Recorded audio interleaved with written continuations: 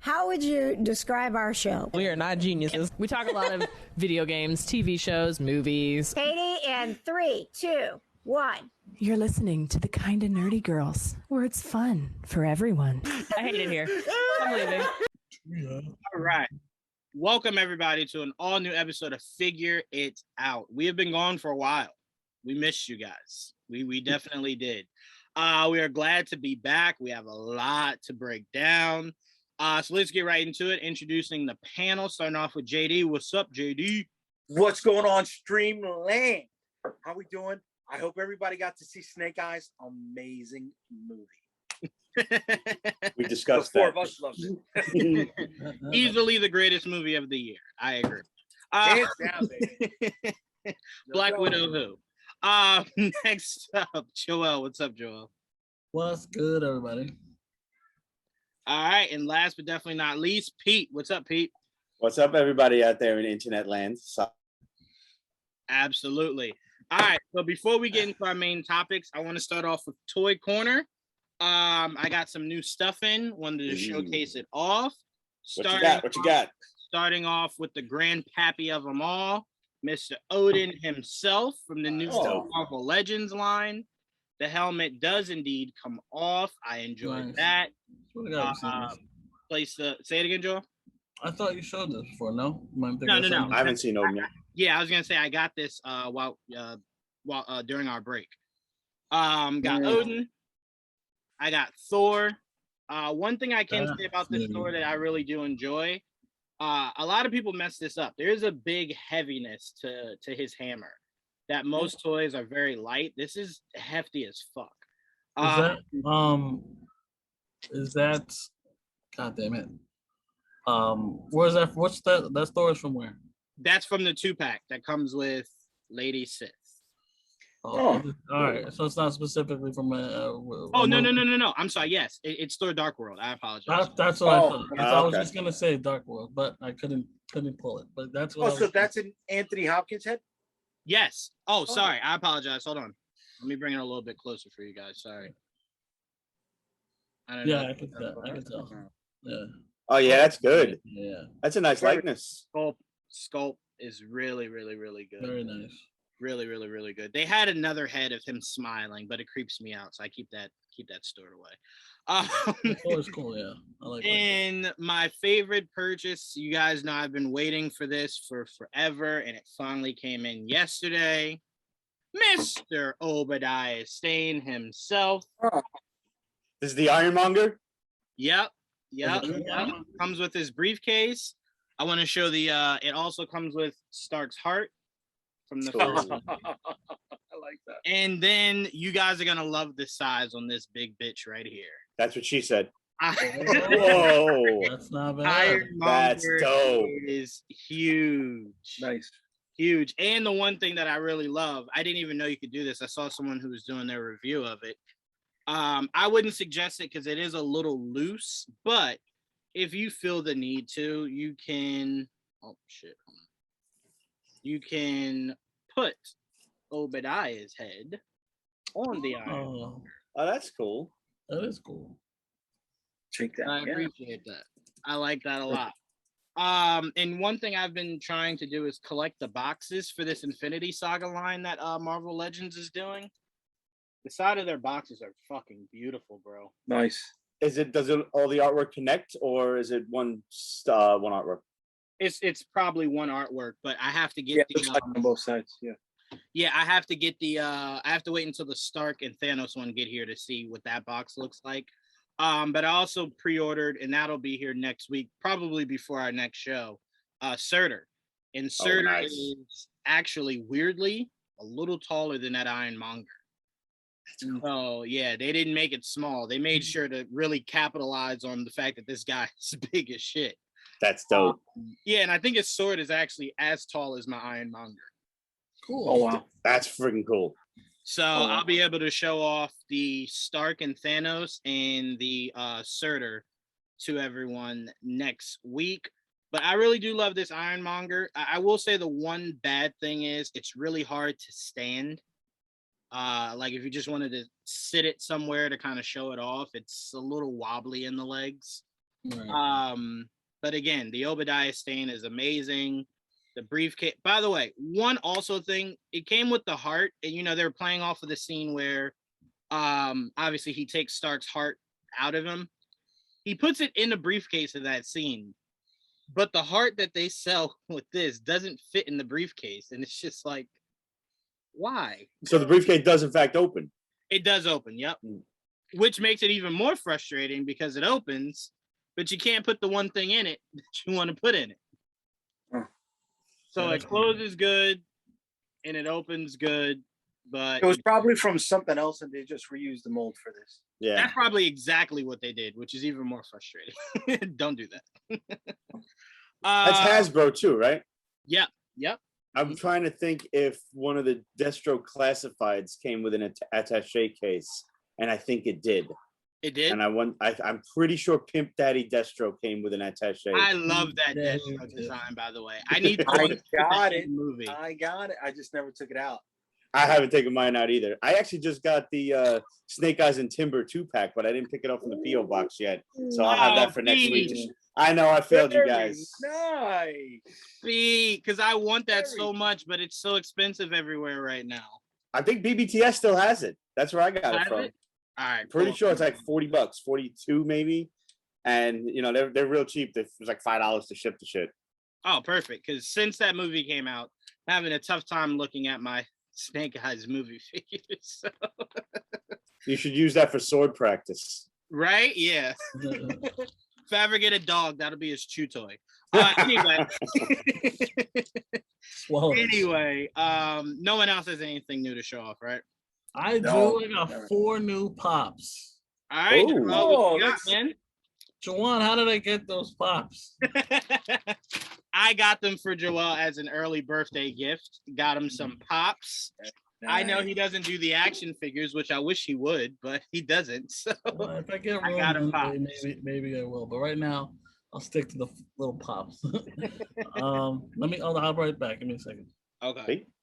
All right. So while Joel does that, I will say this encyclopedia, by the way, it's somewhat relatively new because it has in the back all about the multiverse.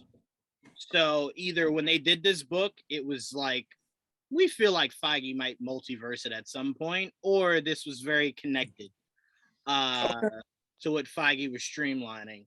But it's interesting, man, and you can tell that they did this encyclopedia with Stan Lee in mind because Spider-Man is 2 full pages. The big characters get usually big. He's their ones. franchise character, man. That's right. That is his heart. That is that man's heart. My heart. You know, it's funny. I was watching the cutscenes, Joel, from the Spider-Man game. No one ever talked about this, but that was the weirdest shit ever when Peter left the diner, and then Stan Lee as himself is telling Mary Jane how much he values them as a couple. And it's just like, what the fuck? What? Like what? That was the animated series, right? No, it's the video game. Okay. Yeah. Don't tell me you didn't play it on the PS4. Shattered Dimensions? No. The new one? No, I didn't. No, the new one. If you don't play it, Pete, I'll just say just watch the cutscenes at least. Okay, I'll do that. No. You got. You don't understand. I'm the worst at new video games, man. I'm really not good. Trust me. The one is too. So just go watch Trust me, so am I. I was Surrounded. easily addicted to it. I even shook my head. I'm like, yeah, wait, what? You will lose yourself in just swinging through the city, kid. Yeah, I'll You fall. really will.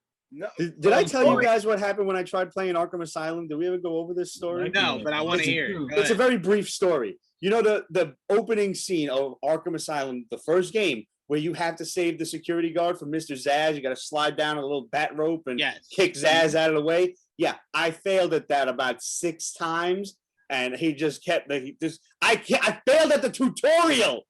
That's the one you're supposed to win. That's the gimme. I'm like, I can't do this. Like, I'm just no good at this. My goodness! Oh, Can't. And I went back to Contra after that.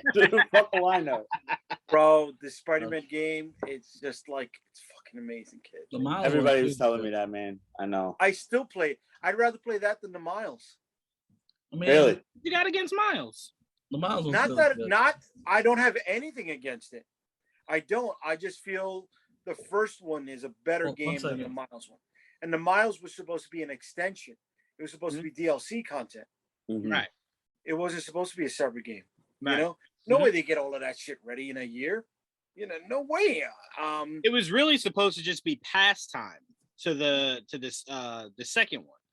Right. But the second one looks like it's going to be taking a little bit longer. Hell, if we're being honest, Spider-Man hasn't even been mentioned for Marvel the Avengers game. It was supposed to be, an extra thing you can do, like the whole Black Panther thing.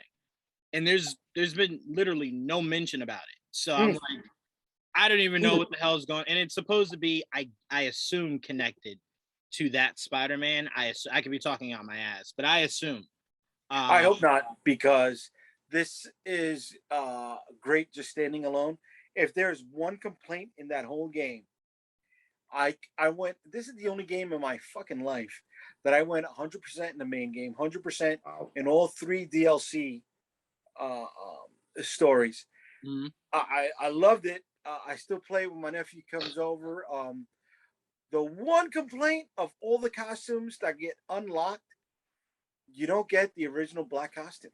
No. Oh shit. They're saving that. I know. They're saving. Wait, what black costume? Venom. Oh, the Venom suit. Oh, okay.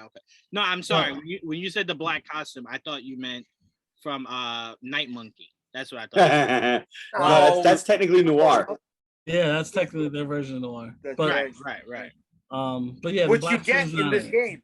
You get the Night Monkey. You get Yeah, you Spider-Man could get swinging Night around in fucking leopard print boxers and just completely naked in the mask. You get the Fantastic Four bag over my head. You get the You get movie the Eric costume. That's Larson Super Patriot with the eye and the big fucking The Deathlock gun and shit. Yeah, the big claw, the metal, cyborg arm claw. Revenge of the Sinister Six. I remember that storyline. That was dope story. So you get that costume. You get the punk rocker. You get both Miguel O'Hara costumes. You get and let me, the sheen on that first $29.99 costume is like, oh my god, they gave you so much detail. Each costume had its own soul treads, on the sneakers, dude. Each one had its own fucking distinct tread. It's like, oh my god, what else did they fucking think of in this, man? Green Goblin was the guy from Oh, wait. Okay, Joel, you're absolutely right. It just clicked in my head what you said to answer Jaydee. Yeah, we know why they don't have the black suit in there. Sorry, it's legit was just sitting in my head like, why don't they have it? Remember, the game in the end credit scene is apparently and this isn't a spoiler for you, Pete, at all, but apparently Harry is one with the symbiote right now. So you can't have Peter in that suit till Peter gets in that suit. And I assume that will be somewhere in part 2. I hope so. So the symbiote joins with Harry Osborn? Well, that's interesting. They never explain it. Right. Harry is sick throughout the whole game. You don't know what the fuck is going on. You never see him. And at the end, they tease it, and you're like, is that the symbiote? Because we don't know what the fuck they're experimenting on, what kind of sickness he has. So they kind of tease that the symbiote's involved. So we'll find out. Sure. And I'm telling you, that game's they won't do it in 2. I believe they'll do it in 3. But when that game gets to Venom and Carnage versus your Spider-Man, the sales for that shit will be through the fucking roof. Fuck Venom and Carnage. Just give me Pete. There's so many other fucking characters in his rogues gallery besides Venom and Carnage. I mean, but they shot most of the load in this game. You got the best ones in this game. I mean, those are really the only 2 biggest ones you have left. Shit, they even gave you Kingpin. You didn't get Venom, Craven. You didn't get Chameleon. No, Chameleon. Morbius wasn't in it. No. There's more. I'm making the argument that the next 2 biggest are Carnage and Venom, but there's plenty more that you can do. But those are the 2 next. Green Goblin wasn't in it. So right. That's right. Yeah. Or Hobgoblin. Or Hobgoblin. Or Demo Goblin. No Goblin. I don't think Carnage they're gonna go the route of Hobgoblin in this game. I don't know if this game's gonna go 4 or 5 games deep. I don't think it will. I don't need to. I don't think it will. 3, I'll be happy. You know. Yeah, I think it'll go 3, and I think you'll get Green Goblin, Venom for sure, probably in the next one. Yeah, and I think all the other right, all the other ones you named, JD, are the small little ones that you could fight during like side missions. Like Chameleon could be that doesn't have to be a major villain in the game. Right, because Tombstone was his own set of side missions, dude. Right. Oh my god, Pete, the storyline alone in the game is just like, holy shit, this was fucking cool, man. Game's awesome. That's the problem, though. I got too much on my plate, and I'd either never make the time for the game, or I'd never make time for anything else. Yes, I will say, Pete, just one time when you're boxing stuff, just put on the cutscenes. Just watch the cutscenes. I'll do that. I will do that. I did that with Injustice. Yeah, just do that. And then when you get a chance to play it, you then can just go through it, knowing what the story is, and just play it just to have fun. I've put on long plays before and just watched other people play the fucking game. Oh yeah, you could do that. Yeah, do that too. I prefer playing the game through the story. That's me as a normal gamer. You're not a gamer, so I'm not. So I get it. I'm not a gamer. So only reason I watch the cutscenes for Spider-Man is because I don't have PlayStation. That's it. If I had PlayStation, I would have just played it myself. I definitely watch the videos and then play. Yeah. Oh my god. Wait, what? You already had a conversation. You being part of this? I thought you played it. No. I've played it. My dad has PlayStation. I've played it. I'm an Xbox guy, so like I don't have it on my own. I had to play it through someone else. So, hey, again, I told you guys, I don't fake the funk here. No lies. But Joel, what are these pops that you got, man? All right, here are my pops. Thank you, Juwaan, again. Absolutely. Let's start. Oldie but a goodie, the Batman '89. Okay. Classic one. Keaton Batman, awesome. This one's really cool. I love the box because it's like shiny.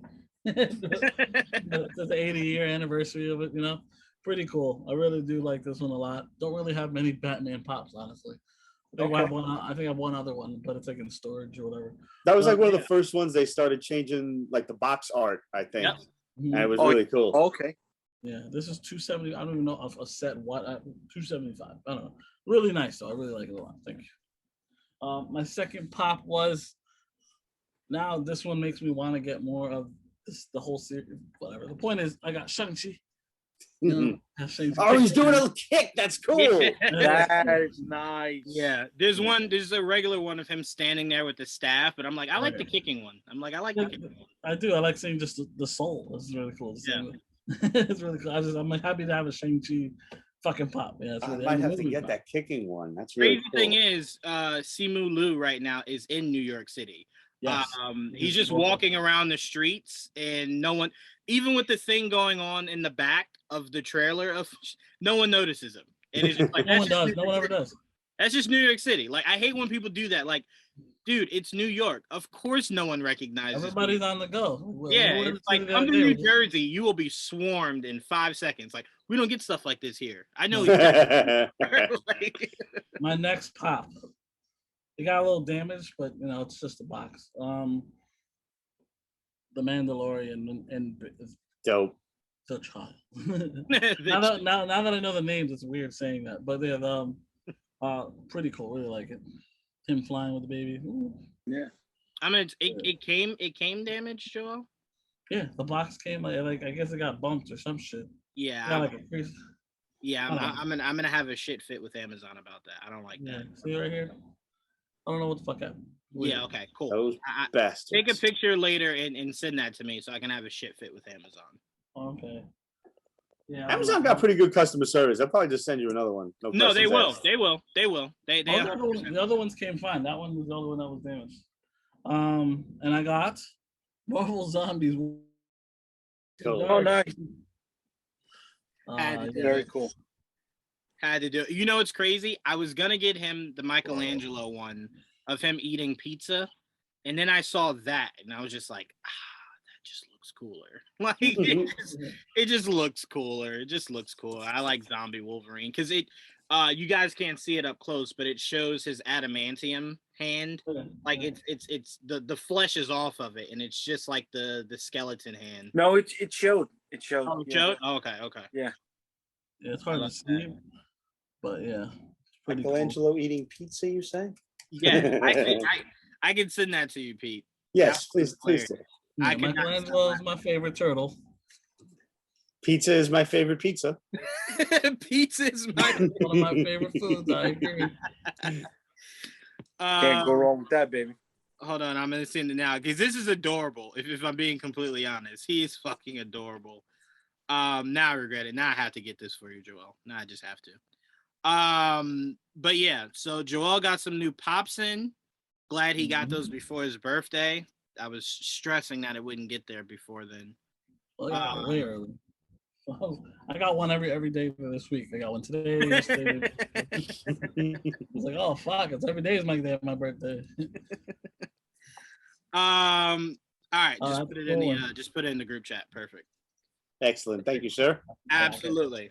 All right, so let's move into our main topics. Let's start off with the Suicide Squad just dropped this past weekend. Thursday it dropped. It actually dropped on HBO Max Thursday night also. This was a good release. It's making good money in the box office. We're going to talk about that because Forbes actually just dropped an article saying how it was a flop. So we're going to talk about that and how I don't really get how people are gauging the box office in still a pandemic. It's weird. It's the dumbest thing. Why would you grade it now? Like clearly, and it was splitting a release with At Home. Why would you count that? Of course, people feel more comfortable in a pandemic at home. But anyway, Jaydee, I want to start off with you, man. How did you enjoy James Gunn? I didn't see it. You didn't? Oh, I thought I saw it. Oh, okay, don't mess with me. I'm like, I thought we talked about this. Okay, go ahead. I've seen it. I've seen it 3 times since Friday, baby. I really enjoyed it. I was entertained. Yes. Unfortunately, I could not watch it with my niece and my nephew, even though they wanted to watch it. And if you've seen the movie, you know why. There's certain things that pop up. Pun intended. Yeah. Oh yeah. There's a lot of things that pop up. So I was like, oh baby, you can't watch the movie. You gotta wait for mom and daddy to give you approved to watch the movie. Because we watch movies together, and it's just like, Mama, I can't watch this movie with you. Sorry. But other than that, I was entertained. The music choices, I wasn't too familiar with all of them, and I know that's one of the things on James Gunn's list is his music choices. They were trying to follow James Gunn's pattern in the original Suicide Squad movie. But any movie that has K7 on the soundtrack is immediately off the list for me. Whatchamacallit? Dude, there's so many positives that the negatives in the movie are inconsequential. I know they're talking about this big thing recently with creators, barely getting $5,000 thank you note for the movie, stuff like that. And Ed Brubaker, get more money in royalties for showing up in Winter Soldier. Well, John Ostrander does not have to worry about that. John Ostrander showed up in the movie. If anybody knows, John Ostrander was the one who started off the Suicide Squad series. He wrote it for DC Comics. He was the one that was putting the bombs in their necks. So that's a nice plug. The girl Kaleidoscope, when she showed up when they went into the women's prison, that was a creative character contest for DC, which was awesome. Taika sneaking in on there. Oh, spoilers, right? Spoilers? Yeah. Mm-hmm. Taika sneaking in on there was great. Ratcatcher is a hottie. John Cena's a dick. Unintended again. Yes.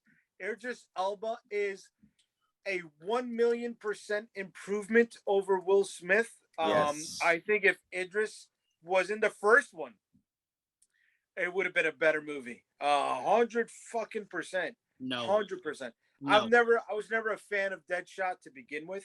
No. Yes, and even though Bloodsport was called Bloodsport, it felt like he had a combo of another Superman villain called Conduit. He had that same kind of helmet. If anybody ever seen the villain Conduit, he was a late '90s. It was after the rebirth of Superman, after the Doomsday years. Conduit popped up. I don't know. So his helmet seemed almost similar because he does not look like that. He got the blade treatment, the super hookup. I loved his weapon style. David Dastmalchian, Jesus Christ, he's dude. awesome. You are the fucking man, bro. You know what I mean? He's like that guy Porkins from Star Wars. He's now in almost every. You know who I'm talking about when I say Porkins from Star Wars? He was there. He was in Batman '89. He was in Indiana Jones. He was in Flash Gordon. He's just there, David. And it's just like, damn, man, you get the smallest roles, but you stand out, brother. You know what I mean? So God bless him for getting the work. I even like how James Gunn used Weasel as a stand-in for the cat from Calvin and Hobbes. The cat from Calvin and Hobbes always had that weird, exaggerated, fried. I just stuck my finger in an electrical socket look, and that's what we got out of Weasel. He just had that fried look. James takes care of his people, man. He takes care of his people. The cameos from Palm Clementov showing up in there. He took care of his brother twice. Oh hell yeah! His brother his brother was Calendar Man and Weasel. Oh really? I didn't know he was Weasel too. Yeah, man. He's in there twice too. Right. See, I didn't know who Aggie is. He's the mocap for King Shark, and he's also right. But prior to this, I didn't know who he was. Me neither. Oh, I've seen him in I thought he was something else. Okay. Oh no. He's a New Girl. I don't know if you. Yeah, I never watched that. Love that show. Good show. This guy pulled from a lot. Even the support staff in Waller's unit they were pulled from the books too, man. Yes, they were. Up to the pilot. Say what you want about Ruse the Aircut. Fuck that, dude. You know what I mean? Because this dude, he put love into it. He pulled love into it. And for anybody who's a student of the fucking writing game, it's like you had characters. It was definitely not a 3-act structure style build movie over here. It was, this person's first act began in somebody else's second act, and vice versa. Everybody had their own self-contained storylines. Joe Kinnaman, man, I liked you, dude. So many times I don't like Joe Kinnaman. I didn't like him in RoboCop. I liked him in Altered Carbon. I didn't like him in the first Suicide Squad. When the things happened to him, I was like, oh man. Yeah, hurt. I'm like, no. I never gave a shit about Rick Flag. Yeah. The selection of characters. Yeah, he picked the characters who are not bad guys. They're bad at being bad guys. You know what I mean? They're shitty at both fucking jobs. And it's like, oh, I don't know who the fuck Javelin was. And it's like, I just want to dive into your writing process. Did you pick Javelin because you needed somebody shitty and, it spun off the concept of what you used the Javelin for? Or did you need that MacGuffin device, right? Did you need the Ving Rhames suitcase from Pulp Fiction to carry you to the end of the movie? And you found that concept with the Javelin and then you worked your way backwards on that? I was like, dude, they're so... So I saw it 3 times, and 2 of those times, dude, I'm there with a clipboard just studying his patterns, man. And I'm like, oh my God, this was just fucking an awesome fucking movie, man. James Gunn definitely has a style, and it was there. You had the humor, you had the heart, you had the hijinks, you had the fucking heroic moments, and even so much, dude. The simple little things of even using the makeup personnel on fucking camera doing Harley's makeup when she's getting ready for her big event. You know what I mean? Those are the makeup artists for the fucking movie. They're the ones who did her up, you know, for every shot, and they're using her, and it's just like that was fucking great. I know her whole design is, you know, the black and the red, but she's in a Spanish speaking country. You know, she's got that Spanish flamenco dancer dress on, and it worked with her whole color palette. So I love that plug. I mean, how they introduced Starro, you're like, yeah, Starro, you're gonna go fucking corny, and they embraced the corny and fucking worked, dude. I can't say enough good things about it, man. Yeah, no, I was telling Joel, my issues with this movie are more fundamental. Such as killing off 2 Flash villains. We don't even That's have nothing. That doesn't mean nothing. To me, it does. One of them is part of the Rogues Gallery, and I want to see the Rogues Gallery. Sorry, CW didn't do it. He has a son. He has a son. I don't like that. Not when you have him there. No. No. And you know what? I like that they killed Jai Courtney. Sorry. Yes. Okay. Is that because you don't like Jai Courtney? Because I don't like Jai Courtney. If I meet him, he's probably a great dude. But I've only liked Jai Courtney doing Boomerang. I haven't liked him doing anything else, dude. So why were you so ready to get rid of him as Boomerang? Because he went down like a champ. He went down like a champ, bro. You know, he had his push. You know, they gave him his heat. He got to shine for a moment, and then, all right. They didn't drag him out. They didn't fucking kill him. No pink unicorn, no beard. It was good. I'm sorry. Who's the other Flash villain that they killed? The Thinker. Right. That was a classic Flash cover. It's the Flash with the Thinker cap on, with the hand on the knee. Like that was pretty important in the Flash mythos. They kind of messed up with. It's stupid. It's petty. But at one point, you know, when they came out of the bar, and he's like, "Oh, I'm guessing you're not the Alpha." Well, if you're the Thinker, you wouldn't use the word "guess." I'm going to be honest with you. It's minuscule. It's nothing. This is a rarity. I don't think I've ever said this before.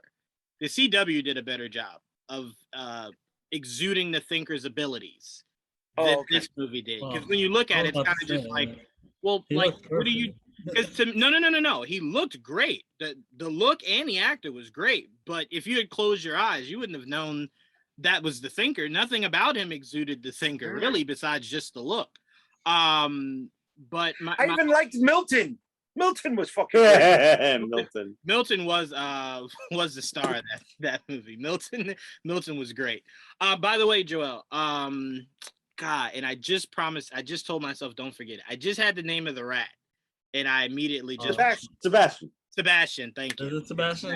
It was Sebastian. Me and Joel couldn't figure it out yesterday. I don't remember it at all. I'm like, fuck, I forget the pet names. My other thing, Jaydee, was the whole militia storyline was just not needed. It was not needed. So surreal. Yeah. What? It was the stupidest plot device. Like, why? Once you got to the end where they freed everybody, it was just like, oh yeah. Shit, I forgot you guys were here. Like, while they were fighting Starro, it wasn't like a pan to show them running. It was just like, once they defeated Starro and then you see them at the end, it was just like, shit, I forgot I was supposed to talk about this. They closed the loop on every plot line. And that was great. They did. I'm just saying, it gave, if you remove that from the movie's exactly the same. It really served no real purpose. And the other thing, say it again, Joel. But did it bother you? No, it was just one of the things where it was just like, I'm curious, why was it like, what was the purpose of it? Because you needed them to fuck up, right? Wait, needed who to fuck up? The team. The Suicide Squad. No. I'm talking the militia, the one that Alice Braga. Right. That's what he's saying. You needed to have consequences, right? So what did they fuck up? They fucked up by doing what they do Killing them best, all. killing people. That was one of the funniest scenes in the movie. That was a great fucking scene. All right, but now you motivate them. Oh, okay. We got a B plot. It's not just the main story the main objective, right? The A plot. So now the A plot and the B plot are coming into conflict with each other. And that's where you tear at the characters, right? That's why you've got the whole reason for I was going to call him Pacemaker, for Peacemaker and Joel Kinnaman to fight because of the interaction he had with the freedom fighters, with the militia. He learned from that shit, from the freedom. Yeah. Oh, okay, makes sense. They were huge. I just took it more so as that's who Rick is. Rick isn't the guy that's just gonna just randomly kill people because it's the mission. I mean, shit, you saw it with him falling in love with Enchantress. No, you saw with him falling in love with Enchantress. He didn't want to kill her. Because he was magically persuaded. He's magically delicious. He was magically delicious.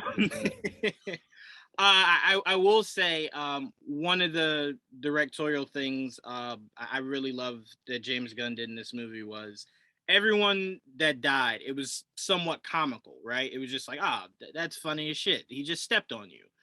But I loved how much attention to detail he gave when Rick died, because I think he was trying to drive home. He's dead. He's not dead. Like he's super dead. Like even when you see Peacemaker get shot in the neck, you're like, well, I mean, it's a superhero movie. You could survive that. But the Joel Kinnaman death, the Rick Flag death, was meant to show you this is what dead looks like. But did they teased at it, him still being alive, before the cutscene at the end, right? Tease who still being alive? The Peacemaker. Oh, I'm sorry. I thought you were talking Rick Flag. Yeah. When she opened up the lockbox, every time she opened up the lockbox, everybody who's dead, the screen was blank. Mm-hmm. And when the team turned and started to disobey her orders, she opened up the lockbox, and this was after Cena was shot in the neck, presumed dead, right? And his picture was still lit up. Oh, yeah. I didn't catch that. Yeah, I just took it as this motherfucker refuses to die. He's still gasping somehow. But yeah, no, that makes perfect sense. But I love the attention to detail of that. I'm going to show this glass going through his heart, so that is like super dead. Yeah, I mean, look, he made a great Suicide Squad movie. I am not of the people that feel the need to say one is better than the other. Because I think yes, it is. No, I'm saying, in my opinion, if David's telling me he did not get to give the movie that he wanted, I still have in the back of my head somewhere there's just a better version of that. But it's better than what we got. Oh, okay, sure, yeah, sure. All right, maybe better than what we got. But you know what? The Richard Donner cut of the first two Supermans wasn't good either. But yeah, I mean, I did enjoy this movie. Like I said, there were more fundamental issues, but I will say going forward, because I assume James Gunn will literally just be the face of Suicide Squad going forward. Do less aliens, less warrior priestess. Give me a regular villain that makes sense when your main characters have javelins and guns. It just would make more sense going forward. I would appreciate that. But yeah, this movie was great. I saw it 3 times. I have not seen it any more than that. But yeah, again, this is a movie you guys should go out and see or watch at home. What's funny, Joe? You said it like that's like it's almost like it's an insult. Like, yeah, I'm not no. I said that because you know me. I literally just rewatch things. I don't want. I get it. No, you do. I've only seen it once. I do plan on watching it again eventually, because I did love it. But yeah, so it just made me laugh. It definitely felt like it gave me the same feel that first Guardians did. To where it's a feel-good story, it's a real feel-good story. And I will say, as much shit as you're giving Deadshot, Jaydee, pay closer attention to Idris Elba's character, because it was definitely made with Deadshot in mind. That he wanted 100%. 100%. He wanted Deadshot. So it shows you that Will Smith is not a comic book guy, because even Hancock. No. Hold on. Let's not do that narrative. Will Smith was doing Bad Boys when they were. I said comic book stuff. No. I'm saying Will Smith wants to be back as Deadshot. Remember, there was talks after Suicide Squad, the first one, he was going to get his own movie, his own Deadshot movie. So he is still very Suicide Squad failed, right? And they spin doctored him for some reason to not be there so he can save face, because at the same time he's going through the stuff with his wife, and she was smashing Mark Anthony and the other guys or whoever else that she was smashing. I think it was legit scheduling conflict. We see he's had 2 or 3 movies come out since the start of the whole filming process of this Suicide Squad movie. So he has been busy. I think he wants to do the character. Because look, if Margot Robbie, who's had 2 appearances as Harley Quinn in both of those movies, I'm saying before this one. Oh, okay, gotcha. And critics destroyed both of them. That would have been the actor I would have assumed would have said, no fucking way, I'm doing this. I think she's meant to be Harley. No. I'm not saying she would step away from it. I'm saying I would have assumed she would have been the one that said, I'm not looking to jump right back in to doing another one of these movies with you guys, when the last 2 I just did were shitted on. To me, Will Smith knows wherever he goes, it's box office. Whether the movies are reviewed well or not, they still always make money. But if you're Margot Robbie, you're like, well, goddamn, I was literally almost the face of the first Suicide Squad. I was damn sure the face of Birds of Prey, and they just weren't reviewed well. So I would have assumed if anybody would have liked to create a narrative to get out of doing the Suicide Squad movie, it would have been her. I just think Will Smith was busy. I think he'll be back for the next one. Dude, she is as perfect casting in that role as Ryan Reynolds is in Deadpool, dude. There? Word. No argument here. Pete, what were your thoughts, man? How did you enjoy this movie? I enjoyed it immensely. This comes down to that same umbrella of I'm not totally invested in these characters, so I can go into this movie and just watch it at face value and enjoy it. I loved the fact that Starro was going to be the villain. So like I was already pretty much geared up for something completely silly. And like Jay said, they took a corny villain, they embraced it, and they ran with it in a few different directions. I don't know about you, but when you think you're going to see Starro and you just see a bunch of people with that, the starfish on their face, like, okay. And they're all talking with that hive mind mentality, like all in that repeat monotone. I was like, okay, that's pretty creepy. And then when they show like the starfish being removed and the whole face comes with it, I was like, that's fucking horrifying. That's nuts. Like, they were like, they're walking corpses. Yeah, that shit was dope. Dead, man. There's no saving it. I was like, okay, that resolves a plot problem of like all of these people getting enslaved and whatnot. I laughed my ass off, man. King Shark will always be a favorite for me. I hate him in the CW. I love the dumb King Shark that we saw in like the DC animated features. And then right at the end of, I think it was Apocalypse War, when he turns around and he just starts waxing poetic with, I forget who it was, Black Manta or somebody, or no, that was Captain Boomerang, right? And he's like, holy shit, you can talk. Like, that was phenomenal. I like Jack Courtney. I've liked him since Spartacus. I was very surprised to see him die. With that said, I was surprised to see, I knew that these people were going to die. You went into it knowing that nobody is safe. I did not expect them to all die in the first 6 minutes of the fucking movie. Yeah, like, I thought that shit was going to be spaced out so we would get to see a couple of other deaths, running through as they're completing this giant mission of 2.5 hours, 2 hours, 20 minutes. And then like everybody's cannon fodder in the opening battle scene. I was like, okay, wasn't expecting that. But, and like you said, you take villains who are kind of bad at being villains. I have no idea who Javelin was. I laugh at pretty much anybody with an accent like that. It's fucking hilarious. It's fantastic. You get Michael Rooker, who, as soon as they show the bird, I'm like, he gonna kill this fucking bird. And you establish like you have no love for this guy. He killed an innocent animal, or at least that's me. Like, okay, you could fucking drop dead. You know, like everybody seems to love Weasel. He was in the movie for like 3 whole seconds, and then right at the end he comes back. I knew Peacemaker was coming back because they already talked about John Cena getting like a show or something on HBO Max. Yep. And honestly, I love the choreography. I'll watch a show with him. I like John Cena anyway. I think he's a cool dude, and like all of the charity work and stuff that he does, and it always endears a celebrity to me when they take the time out to just be a human being. Right. So with that said, I had a lot of fun with this movie, and I fully agree. Margot Robbie is born to be Harley Quinn. Like, to give you another example, like RDJ was born to be Tony Stark. She is the absolute epitome of what I think of when I think of a live action Harley Quinn. I think she's got a fantastic personality. I love listening to her talk, whether she does that crazy ass mock Brooklyn accent or whether she does her usual. I think she's Australian. I love it. Like, I just read me a book, just talk, just speak.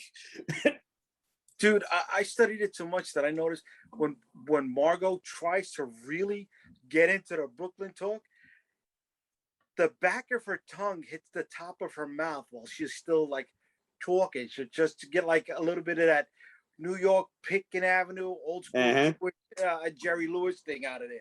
And I'm like, oh my God, it's amazing.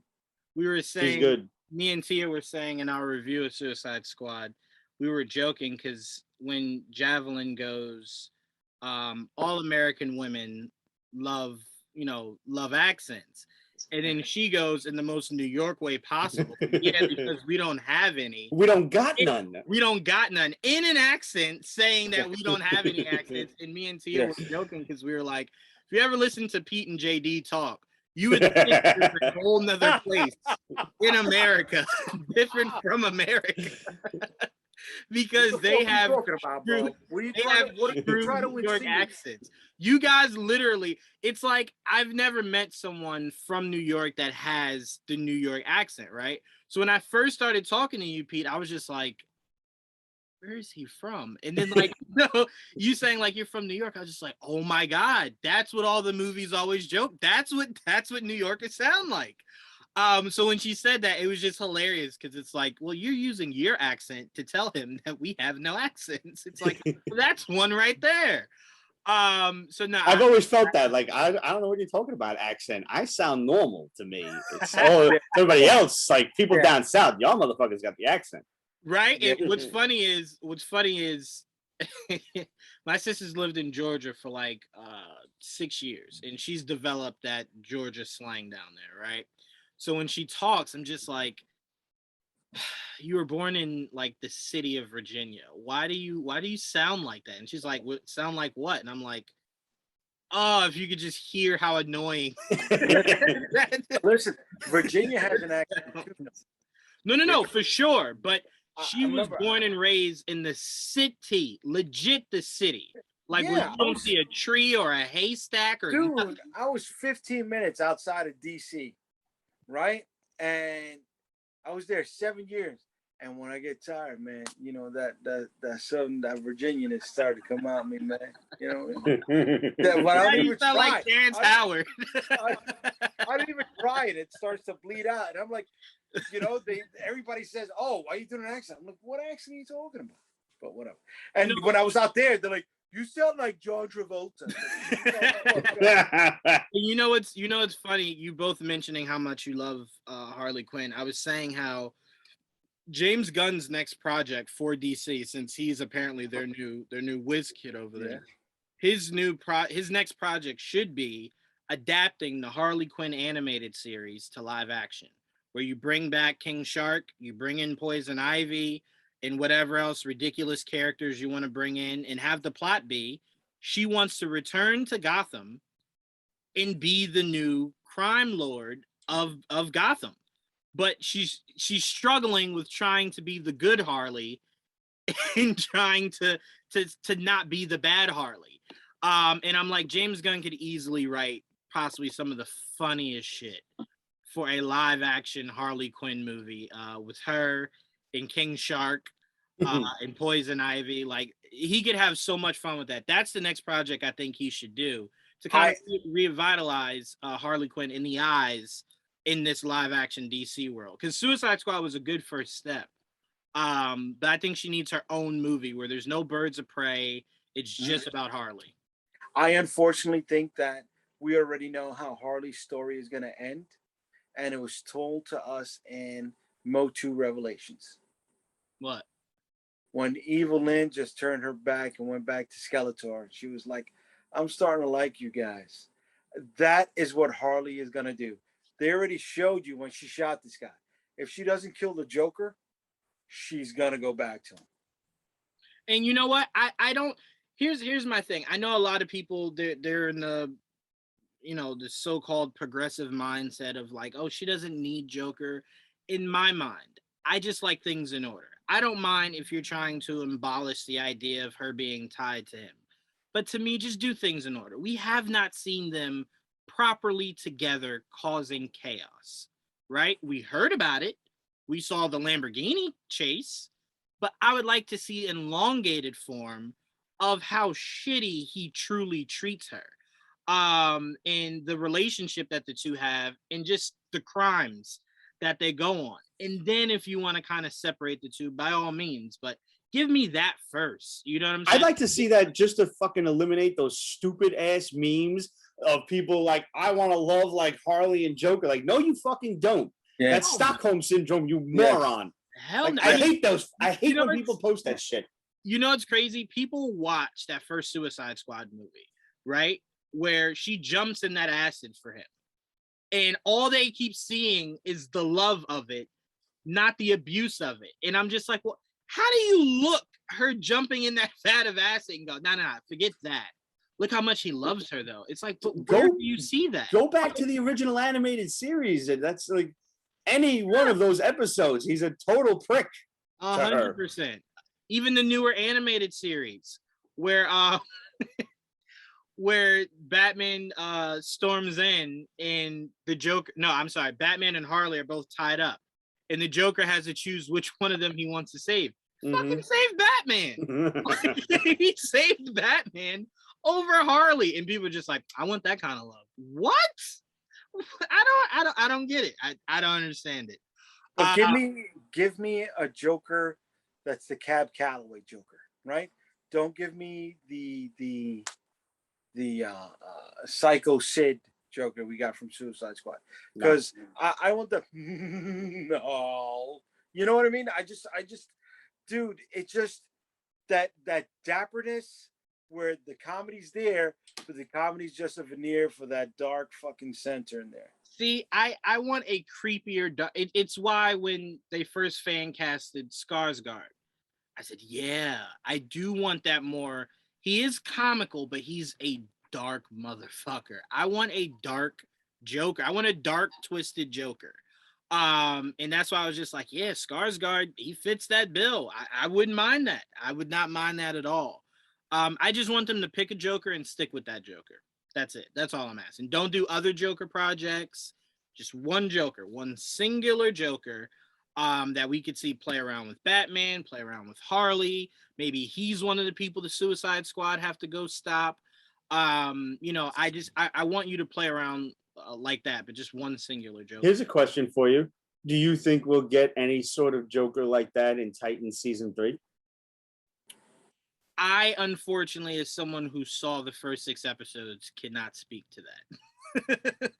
Oh, you motherfucker. I can't speak to that. I can't speak to that. Motherfucker. Dirty dog. I can't. But I had to say that. I know a lot of people are like, oh, you're bad. I'm not. Because if I said anything, it would have seemed as though, you know what I'm saying? I'm going either way. And I don't want to give any kind of inclination to yes or no. So I would just say it premieres this Thursday, episode 1. The first 3 episodes of Titans, I believe, drops this Thursday. So make sure you guys check out HBO Max to see it for yourself. I can just tell you this. It does some shit. It's really all I can say. It's different for sure. It does some real different shit. But all right, while we wait for Joel to get back, speaking of Batman, someone interviewed Michael Keaton recently, and they were asking him about because he's currently filming The Flash with Ben and Ezra. And they asked him about sharing Batman with Ben. And apparently Michael Keaton was quoted as to saying, I don't want to give too much away, but I do have to learn how to play against myself and with myself. So I'm already jizzing at the idea of seeing Keaton and Ben side by side fighting whatever the hell they're fighting in this movie. Do you want to get nuts? You don't think it could be the Batman who laughs? Oh no, I don't think so. I think maybe that's what he meant by fighting against myself. No, I think he means, because think about it. If this story goes around, because again, we have to take out of our heads what the actual Flashpoint story was or is. This is not following that. Once you heard Reverse Flash isn't in it, you can kind of piece together. Oh, I didn't even know he wasn't in it. So then, yeah. The rumor going around now, Pete, is that because people have gotten footage from behind the scene from filming, and apparently there's two Barrys, and apparently it's an evil Barry. And obviously the Barry that we know. So it's Barry fighting himself, which essentially, Pete, you're going to say it. It's Savitar all over. I was about to, Did you see the hamster get on the wheel? I immediately saw it. I don't Wait, Savitar was Barry? Not in the comics, in the CW. Right. But there was an evil Barry in the comics. Right. They did that fairly recently, I want to say. Was he the one that he was in black with the blue lightning? I think so. Yeah, but see, if Andy's going that route, that's cool. If we didn't get the whole it's going to be Flashpoint. If you're just creating a story of your own, fine. But a Flashpoint without Reverse Flash, it to me, it's like, what? The whole point is he's going back to save his mom. Who the fuck is he saving his mom from? Himself? That's why I said I don't even want to think about that. But, yes, Jay, it was the black with the bluish white lightning. Okay. But no, to answer your question, Pete, I think he's speaking about if Barry travels with Ben's Batman, when they get to wherever Michael Keaton is, Michael Keaton probably is just like, I don't know who the fuck these people are. Let me try to take them down. So he probably has to fight Ben's Batman. Okay. And then at some point he probably works with Ben's Batman. Which would be interesting because if we remember Batman 89, he did not have much mobility. That's true. Seeing him fight somebody with full mobility, and obviously I do believe they will change that. He won't be as stiff, but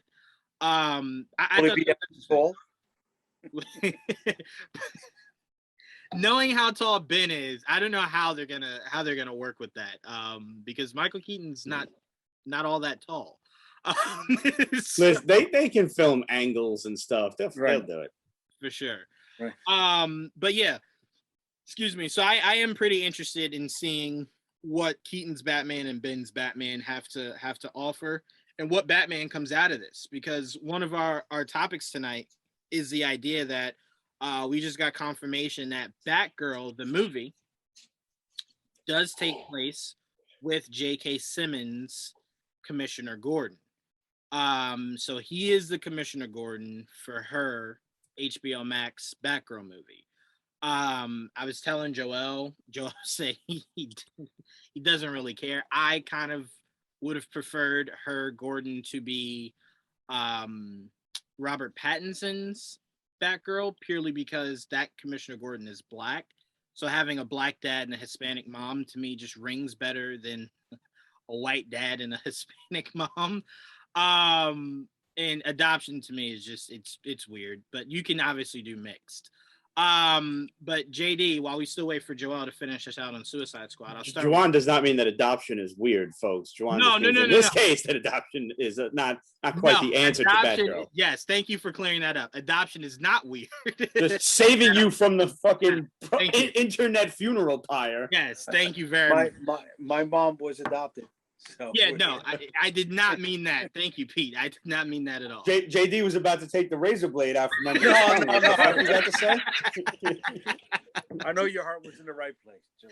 You know, Jaydee. You know I wasn't saying that. But Joel, before we move any further, me and you talked about it, but I wanted you to give your thoughts on the Suicide Squad before we moved on.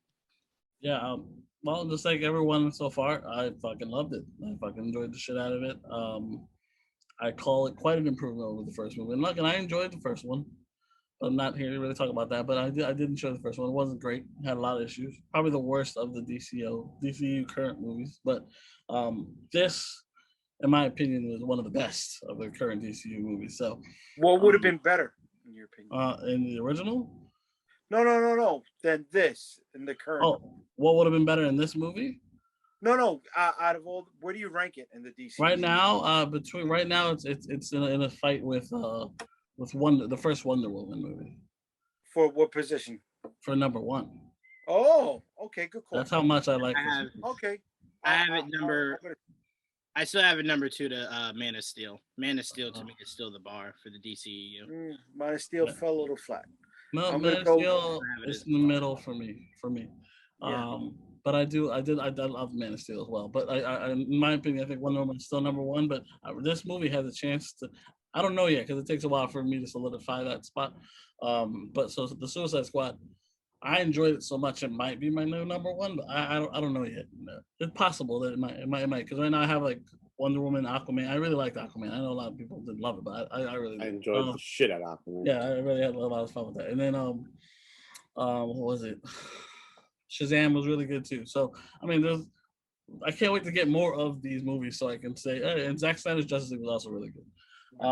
I will say though, out of everything in the DCEU, the Suicide Squad was the least flawed, all the way around. Visuals, action, story, plot.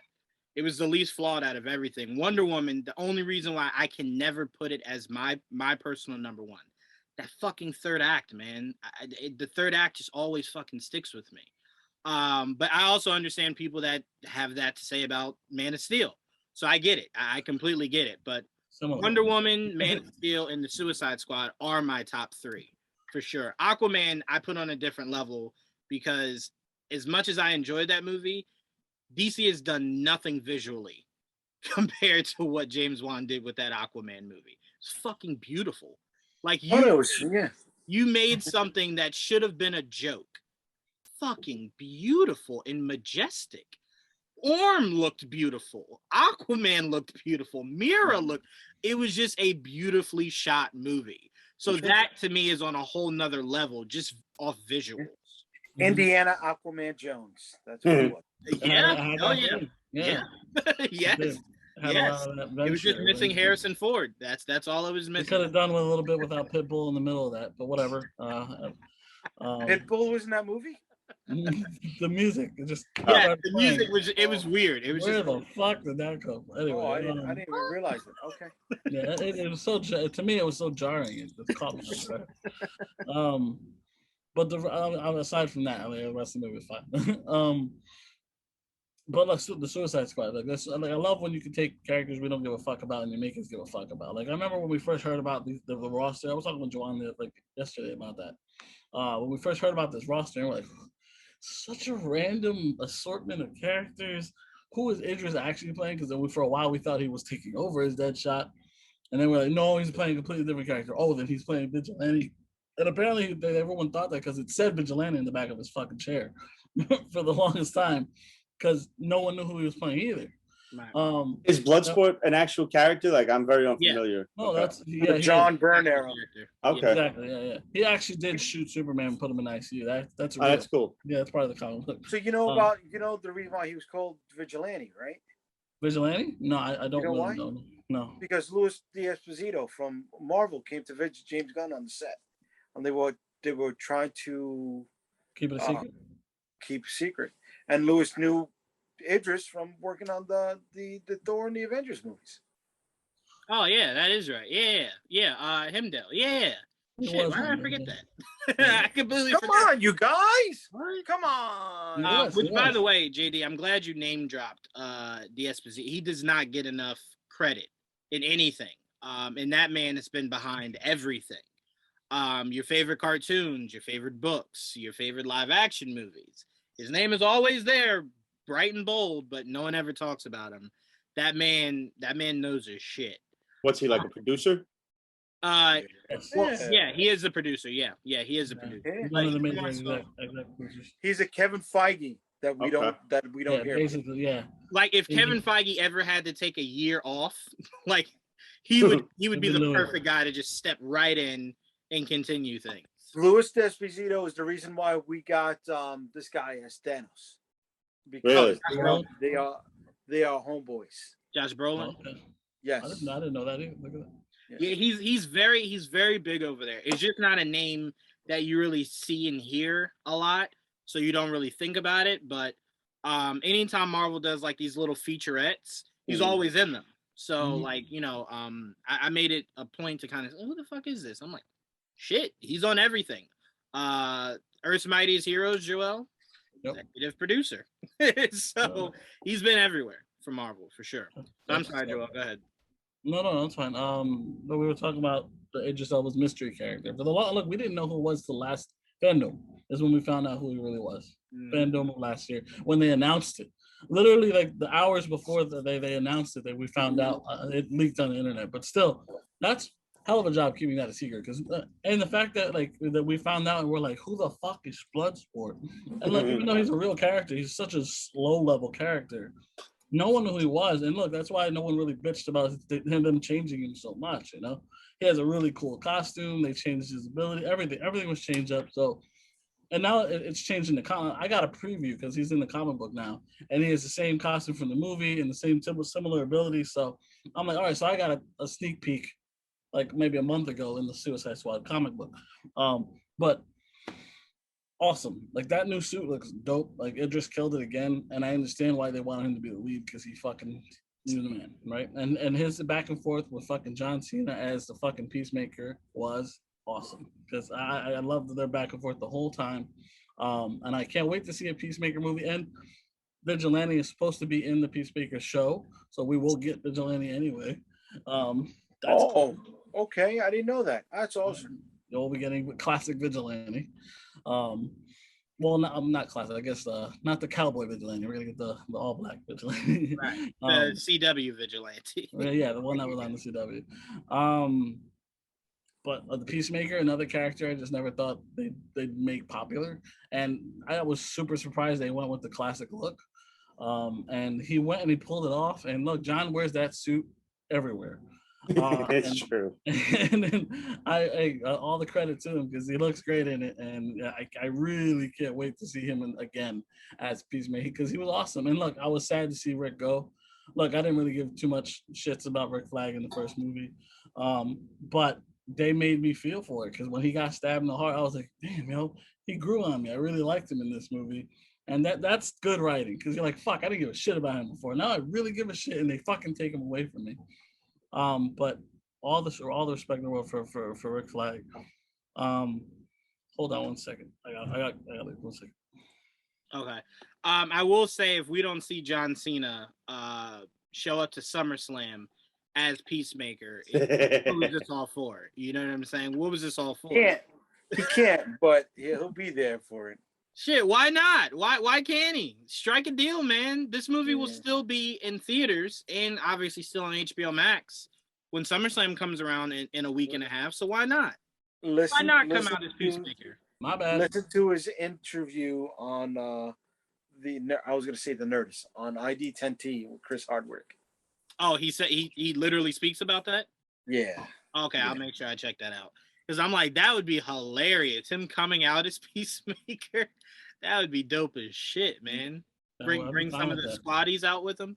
But go ahead, Joel. Finish this out. Yeah, let me finish this out. I actually got to step away. I'll see if I try to make it for the end of the show, but I gotta leave. But let me finish real quick.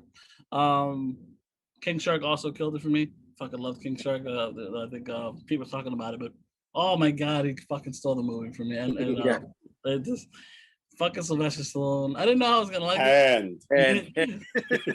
Those little fucking the parasite looking things. Those they were the cutest little monstrous motherfuckers. I thought he was dead. Honestly, New dumb friends. Oh my god, fucking King Shark was awesome. Fucking Ratcatcher 2 was awesome. She was all adorable. Like this little, she felt like a little rat herself, right? She's like this cute little. You don't think much of her because she doesn't seem very threatening, but those little rats are serious, bro. They fuck you up. Rats will fuck you up. Rats will fuck A you lot up. of horror stories, a lot of horror movies revolve around rats. Wait, not just Ben and Willard. Imagine bringing New York rats to fucking that town. Wait, Pete, I told Tia the story of the video that you sent that I made you delete in the group chat. Oh, yeah, that's a motherfucker too. Those are real big. I'm saying New York rats. If she would kill it up in New York. I swear to God. She only need one. She wouldn't need a whole colony. She would just need one. Well, she's in France. They're just as big over there, kid. Portugal, but yeah, fucking. She was in Portugal. Yeah, she's from Portugal. Yeah, feed them. Goodness gracious. Yeah, all leftovers, bro. They're mutated, bro. It's all that shit in the garbage. You guys have Shredder over there. That's what's going on. Giving birth. So there's a story called Rats that pretty much exactly what happened at the end of the movie where they're all running over Idris and he's freaking out. One of my favorite YouTube channels, besides obviously this one, is Horror Babble. They read like old school, like 1920s, 1930s horror stories from the pulps. And the short story is called simply Rats. And that happens to a group of people, and they're not as fortunate as Idris in that situation. Oh, wow. And Scary fucking story. Scary I will story. say, we were giving James Gunn a lot of credit for how he was able to position people. Huge shouts out to him because it's something so small, but if you love film, it's something that was very important. Her just putting her shielding him as the rats were crawling over him. Yeah, like a safety blanket almost. Yes. That's important. That's very important. That's her kind of going, I know how afraid you are, even though they're not going to hurt you. I still know this fear is very real for you. So let me shield you, even though they weren't going to attack you to begin with. I thought that was a adorable little thing that he's scared of rat. Of course, as they race to destroy an intergalactic. Exactly. But wait, you know what I compared it to, Jaydee? Do you remember at the end of Guardians? You know how in Guardians, Rocket and Drax spent the whole movie at each other's throats. Once he thought Groot died, how Rocket allowed Drax to pet him. Yeah. And he does not do that. That's what it reminded me of. And I'm like, James hits these emotional moments so fucking hard. Because that moment is not only special because Rocket thought Groot died, it's special because he allowed himself to be vulnerable. And that's what I saw with Bloodsport. He was allowing himself to be vulnerable. He was cowering. A guy that can make a weapon out of a yo-yo was cowering. You know what else? Speaking of emotional moments, and I wanted to touch on this before, but probably best that we do it at the end of the review anyway. Right at the end, as the rats are devouring Starro, and Margot Robbie stabbed him with the javelin and shit, and the general with the starfish on him looks up at Ratcatcher and Idris, and he's like, I was content, I was happy, just floating amongst the stars. And then he dies, and I'm like, I fucking hate sympathetic villains, but in this case that worked. Like, he was not a good guy by any stretch, but like, you motherfuckers brought me on board. This is all your fault. Right. I was good. Just the government was the true bad guy at the end of the day. That was the real bad guy, was the government. Yep. Right. And that's why Starro worked. And that's why it's okay that he was sympathetic, is because he was never a bad guy. That was him getting revenge on being an experiment. Yeah. God knows how. 30 years. Right. Yeah. So it's like, well, he didn't come here and say, you know what, let me take over Earth. He was just flying around. And Earth was just like, you know what? Come here for a second. He didn't call himself the Conqueror. The Thinker called him that. Right. Exactly. So that's when you can be sympathetic to someone who is of a bad guy status, rather than you making me try to feel sorry for Thanos. But anyway, go ahead, Joel. I gotta go. So I'll see if I come back later. If not, it's a fun show. So see you next week, brother. Absolutely. If anything. Absolutely. Just text me, Joel. All right. So speaking of Idris Elba, Pete, I had this on my list, so let's just go into it now. All right. Idris Elba just officially announced a few hours ago that he will be voicing Knuckles in the Sonic sequel. That is the sexiest news ever. I mean, to me, there's only a few people. I mean, I had Clint Eastwood's name up there. I need Knuckles to be voiced by a true badass.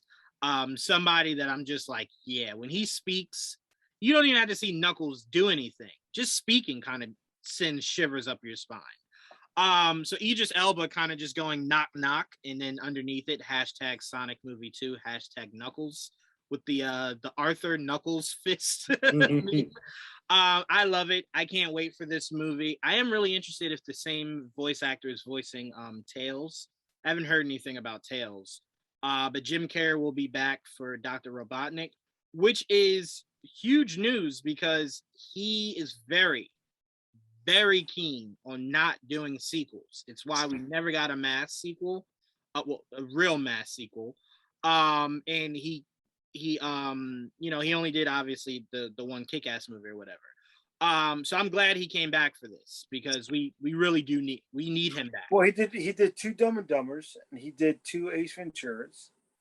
It's for him, right? For him, it was a rarity, and I think those were more so because of the type of movies those were. That he was okay diving back into them. But it's something that's such a rarity. Because think about it, there's not one Jim Carrey project that he couldn't have done a sequel to. So the fact that he's only done that twice in all of his career lets you know he's not that keen on doing more than one. I mean, think about it. Denzel just did his first sequel with Equalizer. That was the first time he's ever done a sequel for anything. Really? I didn't know. They probably prepped that in the contract, and he knew that going in. If he didn't know that going in, I doubt he would have signed up. Well, remember, him and Antoine Fuqua are really close. So I guess when the studio approached Antoine about, hey, how would you like to do another one? I don't think it was that hard for him to really sell Denzel on it. Because again, Denzel has been very vocal. He does not do sequels. He even said in one of the interviews promoting the movie, I don't be doing this shit. Y'all may never see this again. But anyway, Pete, your thoughts on Idris Elba voicing Knuckles? Idris Elba is one of those actors that can do no wrong in my eyes. Like, I will watch anything the man does because I just think he's so damn cool. So when my buddy just sent me that picture that I sent to you with, the Knuckles and his tweet, and I'm like, all right, this is dope because I loved the Sonic movie. I was not a big Genesis guy. I had a Genesis mostly for the role-playing games like Shining Force and War Song and Lunar the Silver Star and other Final Fantasy-esque things. So I was not big on like the action-adventure stuff. I played Sonic, of course, but I didn't go that far into it.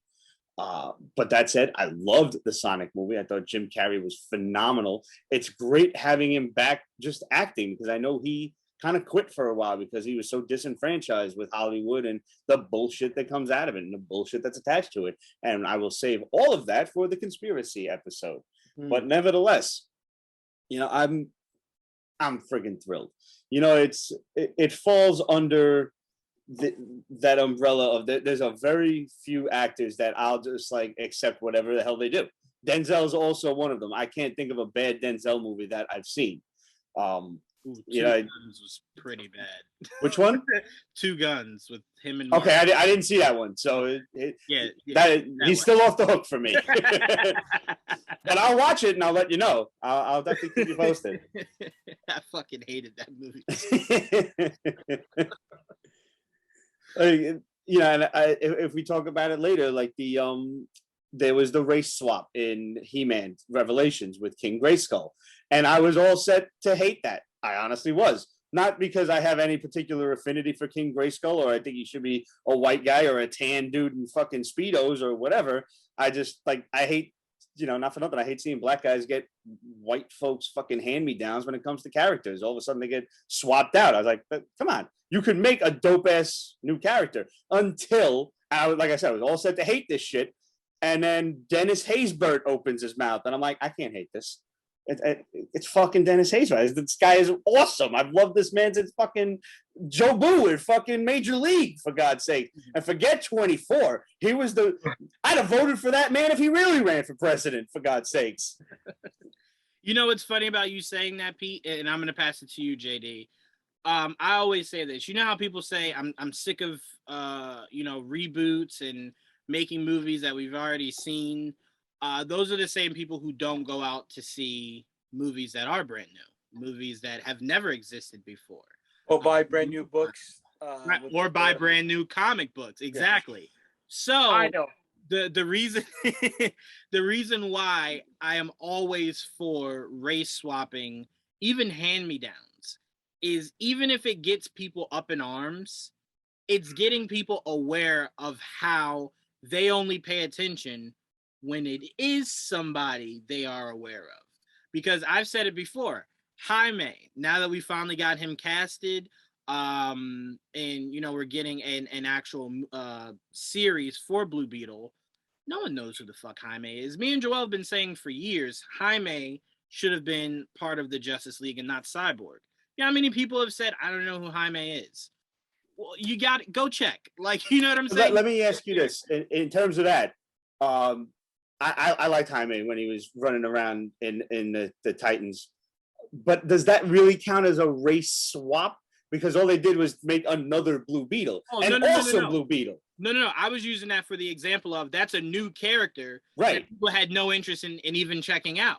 Fair. So it's like if they did race swap Ted Kord, that would have really been the only way to get people to go, oh, well, who is this? Who is this person out there?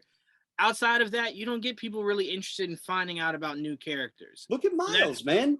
I was the first one to say that, oh, you're going to make the new Spider-Man half Puerto Rican and half black. That's the most gimmicky shit I've ever heard. And then that was my initial thought, because I'm usually against things and just to start with, and then you have to earn your stripes with me. Right. And within 3 issues, tops, I was the first one to say, hey, I'm an asshole. I was wrong. This is one of the dopest characters I've ever read. Like, especially like if you're reading the new shit, the new Miles stories. Mm-hmm. And big shout out to my boy Torrin Clark, one of my friends from high school, who's doing the covers to Miles Morales currently. And excellent work, sir. Miles at this point is a better Peter. He's been doing it since issue 21 or 22. So that's his cover where he has like the Captain America style. No, I believe that's a variant cover. That one. You talk about the one where he's like swinging through the city with the shield on his cover? Yeah, I'm pretty sure that's a variant. Okay. I can look that up real quick. But like at this point, Miles is a better Peter than Peter was being Peter. Like I don't even know what's going on in the regular Spider-Man books. But like this is what I want out of Spider-Man. I want a late teens kid struggling with relationships and school and things like that, because I wanted at this point, I wanted to take me back to when I was, young and virile and struggling with things that I thought were going to be the end of the world. So do that, leave him there, right? Handling that area, and throw Peter in the area of trying to rehabilitate his marriage or trying to get her back. I think they're bringing that back. Something's going on with Mephisto. Something's going on with that. That always hurt me. That's why I always say, I really do hope Sony and Marvel utilize that. Now that Peter is becoming an Avenger, now that he is an Avenger, his troubles are way more than New York City. He's far away from just a friendly neighborhood guy. Right. I agree. I said before, once he put $1 billion tech on his back, you stop becoming the guy that I could go, well, anybody could be you. So to me, I'm like, if you're Sony, let Marvel do whatever the fuck they want with Peter Parker. Use Miles. Right now, he's way more popular than Peter Parker. Absolutely. Use Miles. And let Miles be your building block. Because you could really do literally all the things you wanted to with Peter with Miles. You can take the literally 700, 800 something issues of Spider-Man and just play with them. Because Marvel, is just going to do their own shit. Kevin Feige going to do his own thing. Mm-hmm. You have so much. You don't even have to take a Miles Morales story. You can have Spider-Man stories, classic Peter stories, but with Miles. Yeah. You already got the template for how to do it when you had the Spider-Girl stories. You take what works with that patterning, right? Show how you can develop those stories with Peter now as the supporting character within the story, as opposed to Peter being the lead. Yeah, you know. I mean, no, go ahead. I'm sorry, JD. No. I mean, it's that's it. You show him now struggling being a family man, struggling with, you know what? I got the itch. Peter now is the perfect Bob Parr from Incredibles. Yeah. Okay. And here's why, if you're Sony, using Miles right now is a smart way to go. Marvel usually, obviously Thor is the aberration, but they usually stop at 3 with their individual characters. So that means after this next Spider-Man movie, you'll probably just see him in Avengers movies going forward. So if you're Sony, all you have to do is just utilize Miles as the new guy on the block, have Peter Parker train him, and then just let Miles play in his own backyard. Because again, Peter's worries are the world, not just New York anymore. So that's why you can allow Miles to be your actual friendly neighborhood Spider-Man. So to me, it's just like, I don't know why it's something Sony won't pull the trigger on. You keep giving us but they already did. They did in the game. I know it sounds weird with going back to it, but Peter said, "Hey, I'm stepping away from the city for a little while." Right. Can you hold us down? Exactly. And see what I kept trying to explain to people was, because people kept saying, well, Miles was taking care of the city and whatnot. And I'm like, people keep forgetting Peter left New York. That's why Miles was able to take care of, you could swing around all of New York. There was no Spider-Man to help him. It was just him.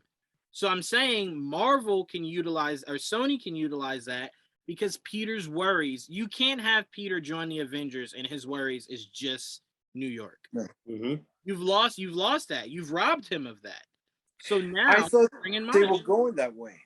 When we got the Peter with when we got the Spider-Man with the green glow around the emblem, I thought that's the direction that they were doing it. That green emblem Spidey was going to be the worldly Spidey. Mm-hmm. But then editorial just killed that direction, dude. Yeah. And I mean, it's clear once Robert Downey Jr. decided he'd had his fill. Kevin Feige, his replacement, not as Iron Man, but as the figure of what Iron Man means to the MCU, he replaced it with Spider-Man. It's why when Sony was just like, well, fuck it, I don't want to work with you anymore, you best damn believe Feige made every possible freaking excuse to Bob Iger to get that shit done. Like, Bob, look, I just modeled this whole damn universe after Spider-Man. I just dedicated a movie about him being the guy to be the next guy. You can't let him walk out the door now. What the fuck am I gonna do? Like, you let me get rid of Chris and Robert. Who else is gonna be the face of this? I need Spider-Man. I need him.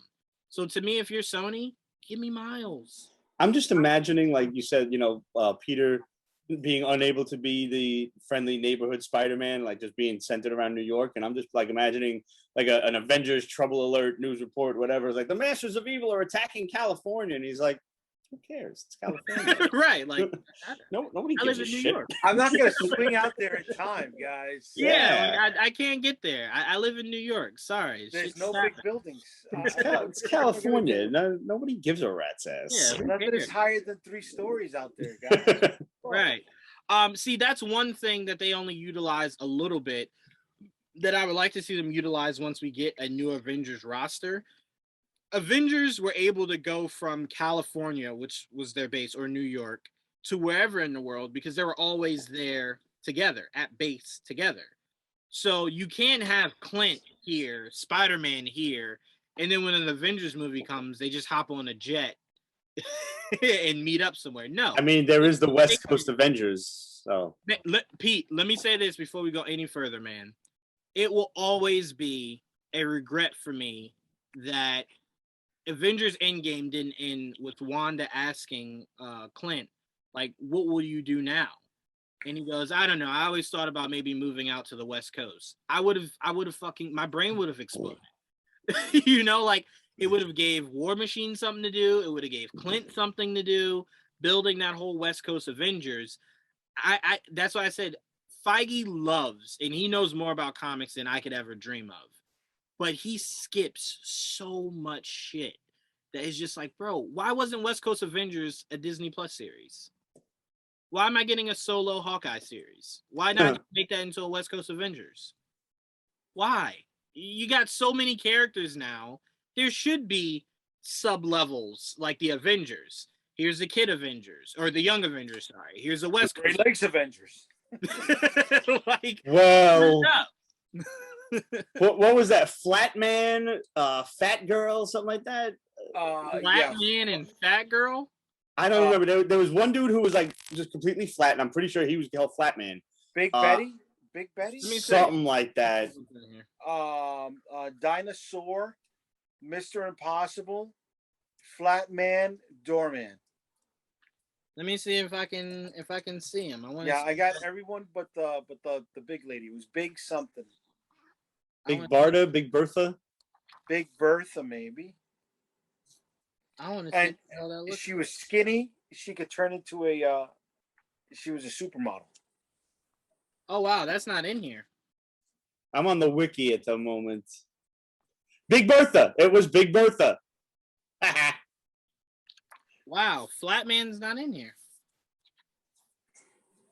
I really thought he'd be in here. I don't imagine they would be, buddy. And the scare. All right, so going deep with Marvel stuff, right? So there was one character, the Death Urge, and he was like another Grim Reaper style guy, and he was just all in black with a white cape and white boots, and he had this weird scythe. And somehow Doorman, the guy from the Great Lakes Avengers, and him intertwined for a minute. It was the same look. He just had a fucking cape. Mm-hmm. So the Doorman from the Great Lakes Avengers became, like a specter of death, hanging out with a guy who just couldn't die. That was a nice little. I really like this girl's name, Dinosaur. Dinosaura? Yeah. That's a nice little play off of that. All right, Jaydee, before we move on, did you want to give your thoughts on Idris voicing Knuckles? It doesn't make no otherwise to me. Did you enjoy the first Sonic movie? I thought it was cute. It was okay. Okay. One thing I do want to give the entire writing team and the director credit for in Sonic was, I remember telling Joel, there's no way you could make the rings work in live action. Like, there's just no way. They did. I like what they did. I like it being portals. I'm like, that makes sense. Because I'm like, there's no way you can have Robotnik hit him and then coins fall out. Like, it's not gonna have the same effect that it does in the game. So it literally being portals for him to travel through, just like, oh yeah, that makes sense. Okay, good job. Really good job. I like that. So I was proud of them for that, because I was just like, if the rings don't hit, it'll be really hard. It'd be like if you did a Crash Bandicoot movie and you couldn't make the little talking mask work. It's like, well, what's the point? What are we here for? Like, what am I here for? All right. So I want to do just one more topic before we head out of here. Did you guys see the Venom trailer? I did not actually. I purposefully did not watch it. Yeah. Okay, well, here's the thing. I wasn't even going to talk about the trailer itself. I was going to talk about a spoiler that the director gave by accident. I'm interested.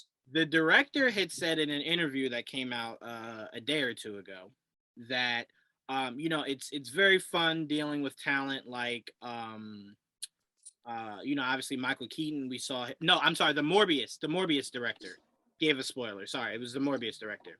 He said working with Jared Leto, working with Michael Keaton, because obviously we saw Vulture in the trailer. And then he let slip in working with Tom Hardy. So it seems like Tom Hardy will be making a cameo in Morbius. And the only reason that's important, because I know a lot of people are going to be like, who gives a fuck, Juwaan? Here's why it's important. Michael Keaton being in Morbius means Morbius exists in the MCU.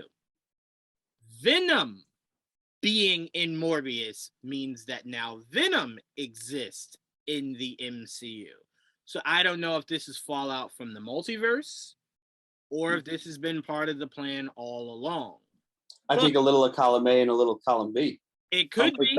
It literally could be, because remember I said before, Spider-Man wasn't always supposed to be anything about the multiverse. That was retcon when COVID hit, and they had to kind of reshuffle the deck. Because remember I told you guys the original story for the Spider-Man 3 movie was Joel Kinnaman as Kraven.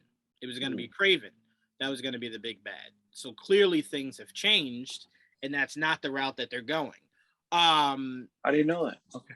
Yeah, that's what they were doing. And then that's why I said when COVID hit and they had to kind of push things back, Falcon and the Winter Soldier, WandaVision, Doctor Strange. I think Sony and Feige sat down and was just like, wouldn't the multiverse be cool? And us adding Spider-Man to that. They're just like, yeah, all right, cool, do it. So Jaydee, I'll start with you. Does this interest you at all if what he's alluding to is true and Venom is in I had no interest in watching the Morbius movie to begin with. Morbius is not a big character. I remember picking up his books in the Midnight Suns, a corner of the Marvel Universe back in the 90s. Mm-hmm. And it really didn't mean nothing. His villain was just another vampire. Because Morbius couldn't be a vampire. That's why he was the living vampire to get around the comics code. Mm-hmm. Jared Leto, he's not my favorite actor. Just doesn't do it for me. Venom didn't do it for me. Because for me, it's not Venom unless you get the big white spider emblem on it. So, to not have that. It could, that's why I'm saying this could be big, because if now he exists in the MCU, but I assume you can do. To me, as long as in that third movie you have Spider-Man in it, and he implements because this is what I was telling Joel yesterday. Here's why this was intriguing to me. You now can have the third movie be Spider-Man is who both Venom and Carnage want. The symbiotes, not the actual people. The symbiotes want Spider-Man, right?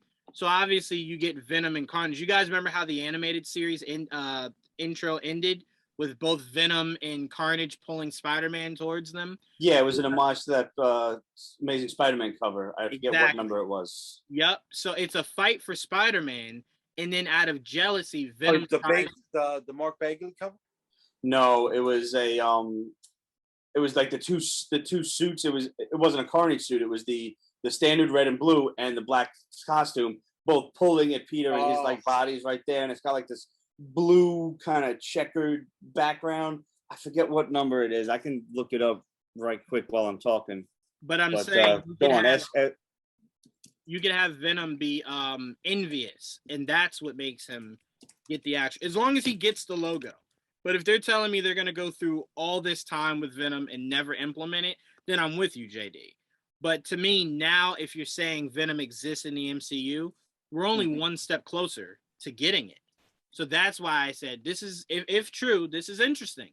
This is newfound territory.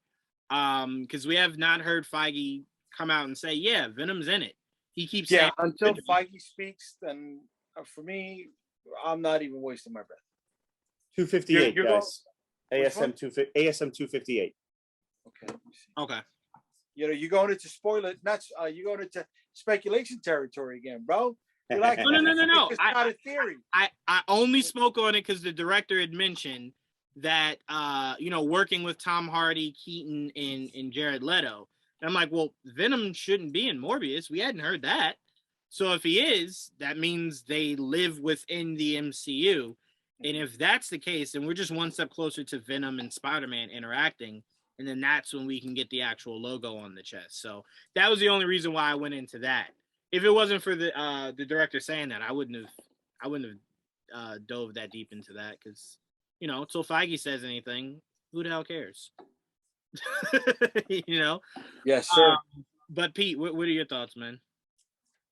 Sorry, I was just sending you guys the image. Yeah, I got it. I see it. It looks great. Yeah. I had my problems with the Venom movie. Cover. Buscema? Is that who it was? Yeah. So yeah, it was like right before the McFarlane era. It's Buscema? I always thought it was Buscema. I don't know. He's like, I don't know. Lucky I can fucking pronounce my own last name. listen, I have 0 to nil interest in the Morbius movie. I had my issues with Venom. I'm probably going to have my issues with, Carnage, Enter Carnage, whatever the fuck the title is. I absolutely cannot stand that opening line of Woody Harrelson's, which I did hear ever since I was a little kid. All I ever wanted was carnage. Shut the fuck up. Shut up. Shut the fuck up. Yeah. That is the corniest fucking line I have ever heard written, and whoever wrote that should, 1, be fired from the industry altogether. They should get a more respectable job like flipping burgers. 2, their mother should cry themselves to fucking sleep every night, knowing that they spit a fucking talentless hack out of their infernal twibby in the first place. That or the Yo Joe line. Which one is the worst? 100% Carnage. Carnage is 100% worse. The reason why the Carnage one is worse is it's like, who at this point doesn't understand that he's Carnage? It's so forced. Forced. So you putting it there is just like, who do you think still doesn't understand that he's Carnage? Even mainstream is like, well, we know that one is Venom. All right, so that one must be Carnage. So even when his last line at the end of Venom, there will be.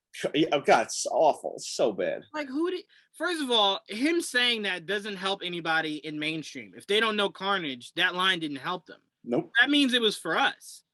And when you told us his name, we knew he was going to be Carnage. So who did you say that for? Right.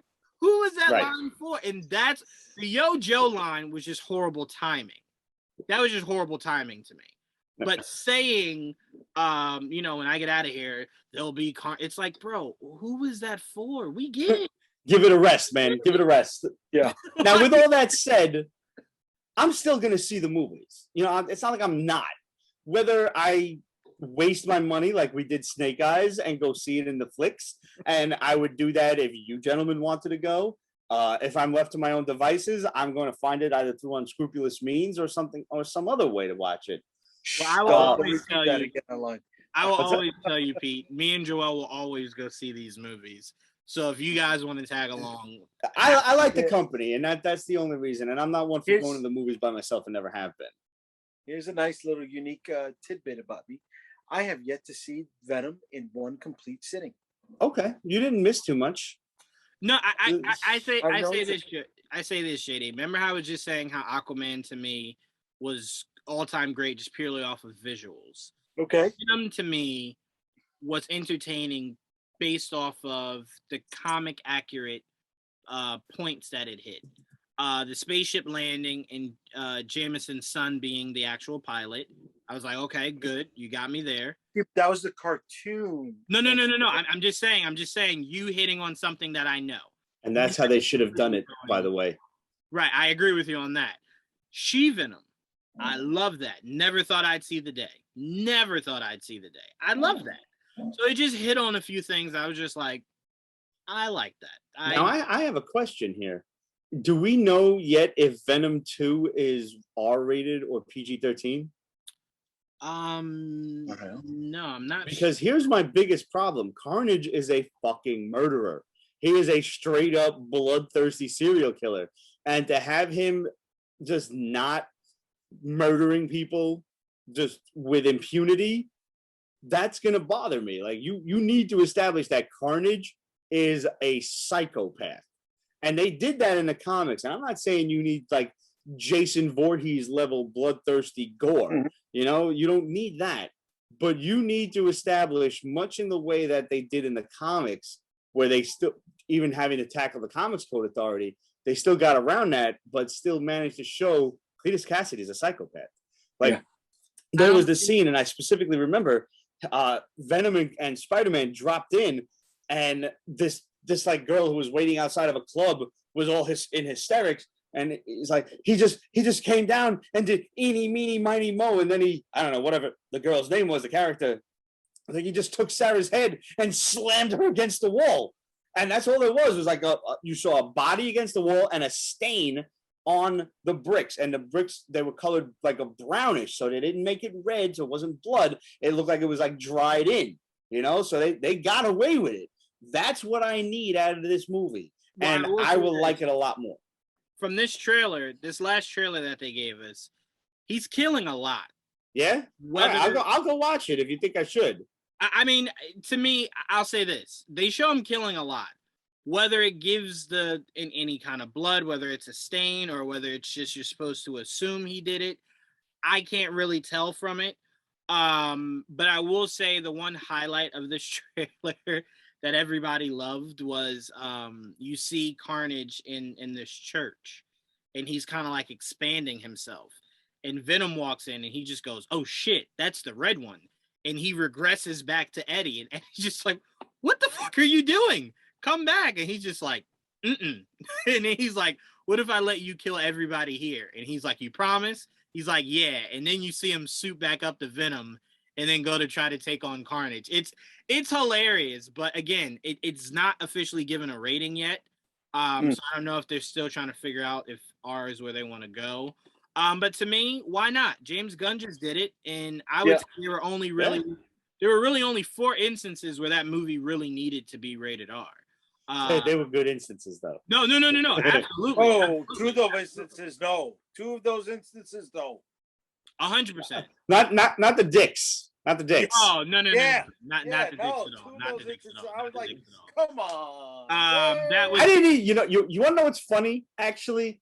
I didn't even notice the dick running around until I was talking to my friend Lauren afterward, and she was like, "Did you see the peen running around?" I was like, "What? No, what are you fucking talking about?" And she sends me a screen grab of the fucking movie, and I'm like, "Yo, that's really dark, yo. Like, I wouldn't see the dick unless I got dick on the brain and I'm looking for the dick. Like, clearly you looking for the fucking dick. I'm not. Well, so I didn't see it. It's that they set you up with a yank and a half, covered in tidy whities, kid. I'm like, I mean, they held on to that John Cena. They held on to that John Cena shot way too long. Yeah, I agree with that. It was like, bro, I get it. Who is this for? What are you doing?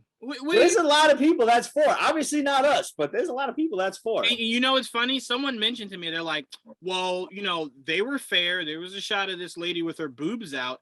I didn't even catch that. I caught that. I caught that. I'm a professional. He's like, whoa, freeze frame. That's it. It is. No, I didn't even catch that, but that John Cena scene was just like, okay, cool. You're doing it for women, no problem.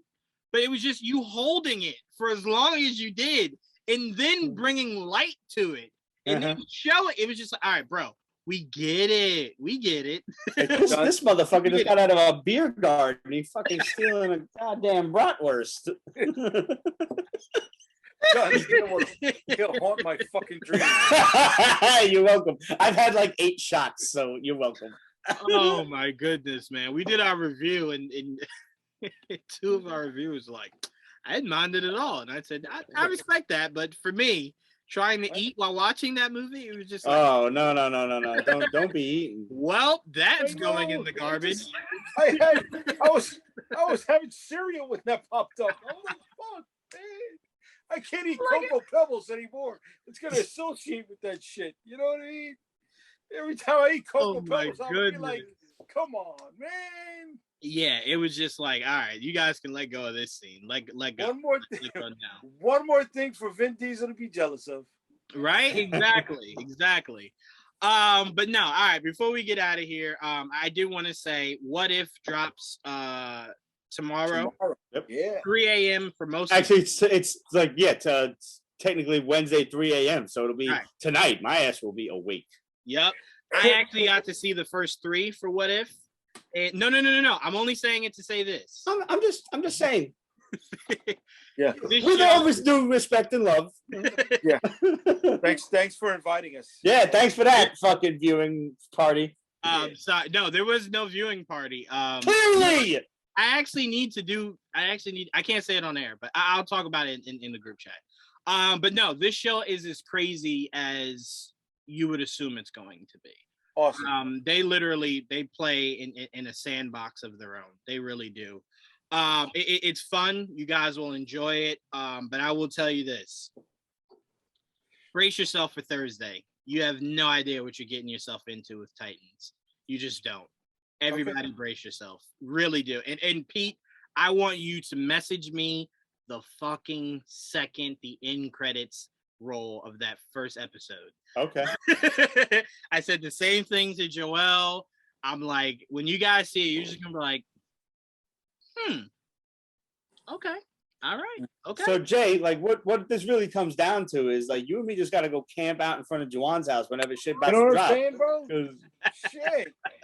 Like give a brother a heads up, man. You know what I'm saying? Yo, we'll bring the pizza and beer, bro. Whatever. You know what? Again, I can't say this on air, but we'll talk in the group chat about it. But no, make sure you guys, there's so much for you guys to check out this week. If you have not seen the newest Transformers season, please check it out. I need to get on that. I did. Yeah, I'm only a few episodes in, but it brings me back. Look at that. Look at that. I finished it. And you call yourself a fan. Oh, Jesus. You know what?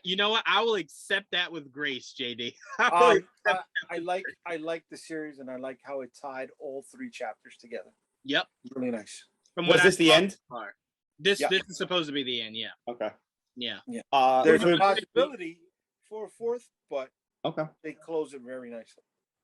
For any of you old guys and gals out there in internet land that don't know, this past Sunday, August 8th, was the 35th anniversary of Transformers the movie. I made sure to watch it. This, still a very heartfelt moment when Optimus Prime comes out of the shuttle. Megatron must be stopped, no matter the cost. And that cost was high. I remember crying my eyes out.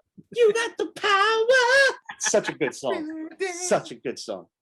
Not only did I do that, I watched that, but I also watched the first 10 minutes of Bumblebee also to give me very nice. Man, that is cinematic beauty. Since this is a toy review episode, I do have my masterpiece Megatron right here. But more importantly is, since we're talking about Transformers the movie, that Fan Toys Sovereign, aka Masterpiece Galvatron, this thing is heavy, man. This thing is sick. Absolutely fantastic. And he even comes with his own little Matrix necklace for Hot Rod to take off of him and turn into Rodimus Prime. Definitely worth your money if you can find it. So you guys got that movie to catch up on. The last season of Transformers on Netflix. He-Man, if you have not seen it. Totally worth it. 100% worth it. Stargirl came back tonight. Tonight? Yeah, it came back tonight. Awesome. Came back tonight. So also make sure you guys are checking out Stargirl's new season started. What If will be starting. Titans will be starting. Star Wars: The Bad Batch will be ending this Friday. Dave Filoni, you try your best to get grown men to cry, and I will forever say fuck you for that. But we are getting back into the swing of everything. So The Boys is not far from now. So we're really getting into the swing of everything coming back. So make sure you guys are keeping up to date. I think I'm going to put together a team to review Titans because I feel the need to have to review that. It's that necessary. So stay tuned for that. And the MCR will be back tomorrow to be breaking down the first episode of What If. So make sure you guys stay tuned for that. We'll be live tomorrow night. But I want to thank Jaydee. I want to thank Pete and Joel. Obviously, he's not here, but to thank him. Shouts out to Joel. His birthday is this Friday. So make sure you send him all the birthday love possible. He will be 22 years old. He is a look at Pete's face. I'm gonna keep that in here. Yeah, Joel will be 22 years old. Negative, doctor. But Jaydee's like, no, that's a lie. But make sure you guys stay tuned. We will be back next week. I'm sure there'll be plenty for us to break down. So make sure you guys stay tuned for that. But till then, peace. Peace. Salud, everybody.